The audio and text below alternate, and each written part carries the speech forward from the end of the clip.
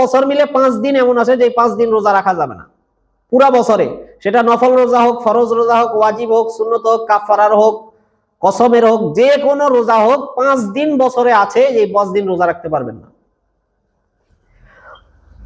এক নম্বর হচ্ছে এই সামনে যে রমাজানুল মুবারকের ঈদ আসছে, যেই দিন ঈদ সেই দিন রোজা রাখা যাবে না, ঈদের দিন রোজা রাখা যাবে না।